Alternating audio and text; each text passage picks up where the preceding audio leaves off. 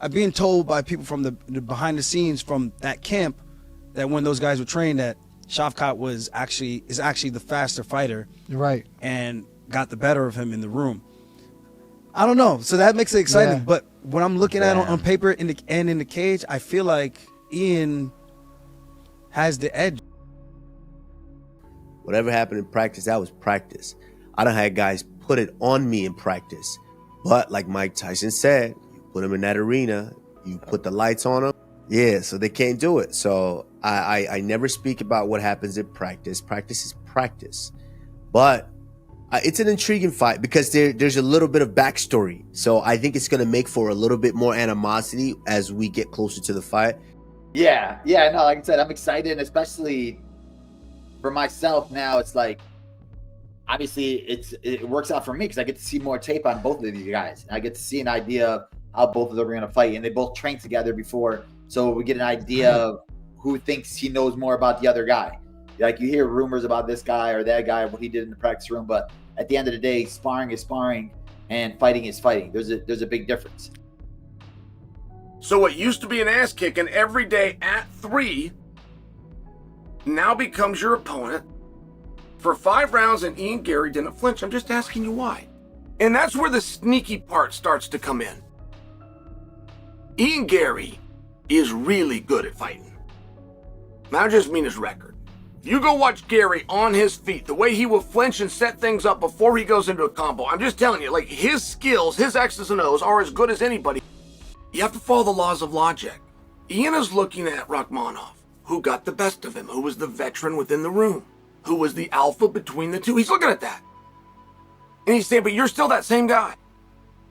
You do 5 rounds, which is great for both of those guys to get 5 rounds under the belt before they fight Belal. And when do you ever have a fight, especially in MMA? We have 2 undefeated guys. You got an 18-0 with a 100% finish rate and a 15-0.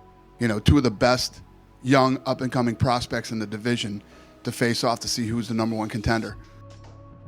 There are fights to be made in 170 that really, really interest me. Now, this fight obviously is the top of the list. You got Shavkat and Ian Garry. The 2 of them used to train together. 2 guys that trained together.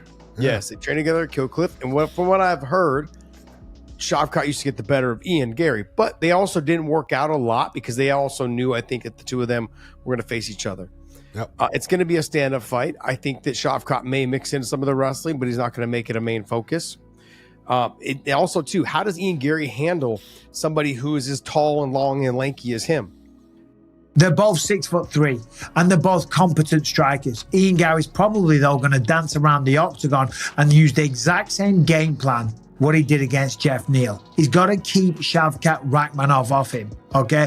If he can't stop the takedown, he will get finished, and that is no disrespect to Ian Garry. He might be able to dance around, use the reach, use the range, use the movement, be fast, be elusive, be nice and crisp, be light on his toes, and be dedicated enough to not allow himself to get involved into a brawl. If he does that, Shavkat's going to get a hold of him. If he gets a hold of him, he's going to get him down. And if he gets him down, it's going to be lights out.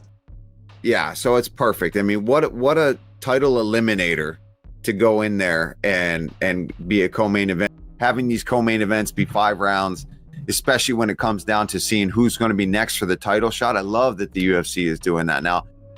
I think that this is an incredible fight, and I think it's the right time. A lot of times when you got 2 undefeated prospects in the same weight class, you kind of want to wait until they get to the top for them to face each other, and that's essentially what they did with this fight. And they build it as a #1 contender fight, as they should. So this is an incredible fight. You know, I originally thought it would be when Belal withdrew. I thought it would be Usman and Shavkat, Ian Garry versus Colby. Things can change on a whim when you're in the UFC, so I think that things shook out even better. I love this Ian Garry fight with Shavkat Rakhmonov, and I love this Buckley fight with Colby Covington. It's a big month for welterweights. I'll tell you what, I love the fact that the UFC is in the mentality that, you know, look, they had Buckley against Garry lined up. Mm-hmm. It was signed, sealed, delivered. They were marketing it. And they went and they said, you know what? We need to put Shavkat and Garry together. 2 undefeated guys. Let's see which one's going to fight for the title, because that's really what this is going to be. Whoever wins this gets the title shot against Belal. Chat, but I'm going to give you my pick right now. I think Shavkat's going to beat him. I think a lot of you think that, but I'm super pumped about this fight. Why? 2 undefeated major prospects going at it. And this is a 5-round co-main event. Shavkat, I've been watching him. I'm wondering what's so special about this guy. Why does everybody keep tapping or getting knocked out by this guy? What's so special about him? And I'll tell you, after watching his fights, it's kind of obvious. He has a relentless pressure. The man is an animal. He doesn't have the best defense, but when he gets hit, he moves forward. Yes, I've seen him even get dropped. He gets up like a zombie, walks forward. He has an incredible robustness and resilience. Now, his defense is good. It's just not great. He gets hit. He gets tagged. He gets pushed around. He gets even taken down. He bounces back up and marches forward. His relentless pressure, I think, is going to be way too much with him. Ian Garry will be a test. He will come up with a game plan, a strategy, whatever you want to call it. But 5 rounds, Shavkat always finds a way. More than likely, Shavkat's going to get a finish at some point in that fight. He'll use the wrestling. He'll take him down. He'll get a submission, and he will be fighting Belal Muhammad. Ian Garry is a guy that loves space. He loves to make it look pretty. He loves to run off his combination and move, make it look pretty, to where you have a guy like Shavkat who is kind of a seek and destroy type of guy. He wants to get into the action and get into the action. So I like the matchup, of course. What excites me about this fight is the fact that no one has solved this puzzle. No one has solved his jigsaw puzzle, and no one has solved mine. And both of us are going to win there and try and solve each other's puzzles. And I'm excited for that because it's something you don't see a lot in the UFC. We don't have a lot of elite level competition meeting each other at their undefeated stages in life. So I'm excited for this. He has to get it out of his head that he's putting Shavkat like on a pedestal where he says, oh, this guy's the boogeyman. I'm the one that's stepping up to fight the boogeyman. I said yes to the boogeyman.